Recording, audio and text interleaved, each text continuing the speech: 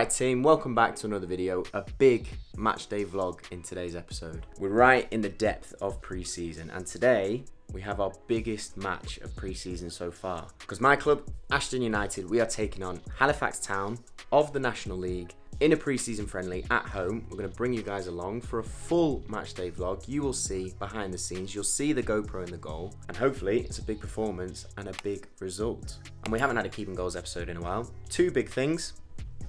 Olympic fever has been sweeping through the O'Keefe household. At the minute we are watching the semi-final of the women's rugby sevens, Canada versus Australia. And number two, no, I haven't been taking tips and joining in with the jiu-jitsu. For some reason, I've got a little bit of an infection in my eye, so it's a little bit swollen. So apologies for that kind of Frankenstein effect that you're going to see in today's vlog. But as I say, it's going to be a big game. Looking forward to it. Should be really good fun. It is currently 4 o'clock.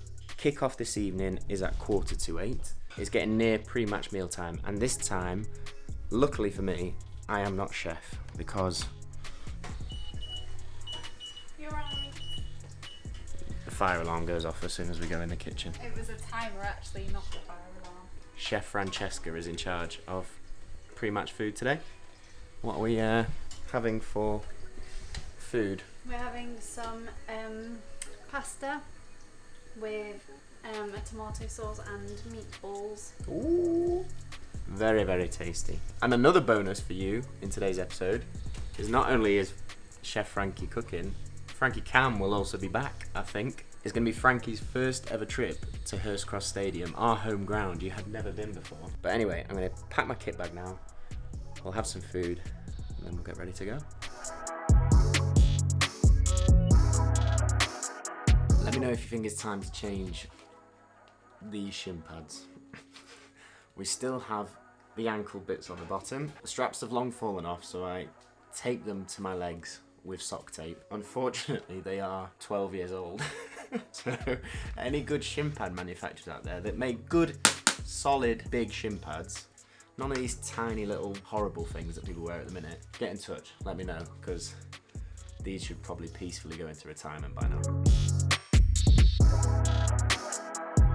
Beautiful. Looks a lot tastier than my pesto pasta, that Frank. A few people have asked, how much do you eat before games? How much should you eat before games? Everyone's a little bit individual. I'll normally eat between 4 and 3.5 hours before kickoff, and I'll eat a fair amount, and then building up to the game, just small little bits, maybe a banana when I get to the ground, and then just fluids before playing. But I like to feel full in the build-up, and then obviously through that time, you're not too full by the time you start playing. So we're tucking to this, kit bag is ready to go, and we'll be on our way. Well done, Super Chef. Right, we're packed and ready to go. One thing, it is super warm today, one of the hottest days so far, so hydration tabs from Soccer Supplement, very, very good, especially for training in the heat or playing in the heat like today. If you guys need a little bit of help with your nutrition, things like protein, things like hydration tablets, creatine, caffeine, all that kind of thing, we've got a link down below for Soccer Supplements, so go and give that a look. Before I do go, Halifax, as I say, 2 leagues above us. This will be probably the toughest game of pre-season so far. Really looking forward to it. Frankie Cam is going to be there, and it's going to be a good game. Right. Got my fizzy water, I'm ready. Ready. Let's go smash it.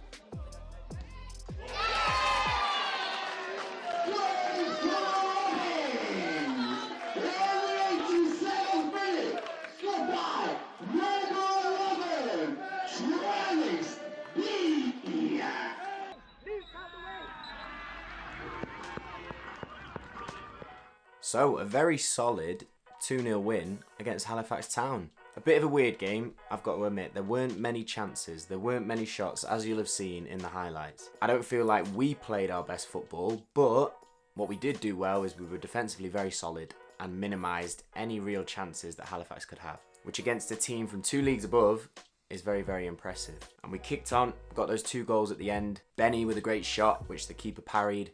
Unfortunately for the defender, bounced off him straight into the goal. And then the final goal, a brilliant ball from Sean Newton right over the top. Ewan made a great run, cleared out by the defender, and Benny put away the penalty. And then personally, on my side, what I thought I'd do in today's vlog is I thought I'd go through 2 actions in the game. One where I thought I could have done a bit better, and then secondly, something that I thought I did well. And hopefully by doing that and analysing it, it'll help you guys out when you analyse your own games. So the first thing that I thought I could have done a bit better, you'll remember it from the highlights, ball through, guy came in 1v1, I rushed out to close the angle. I didn't get there in time. He lifted it over me. Thankfully, my defender, Beddy, he was there to clear it up. Now, I recognise the danger quite early. You can see in the footage, I shout to my fullback that he's a bit too wide before they play that pass because I can see the line that the centre midfielder can run into.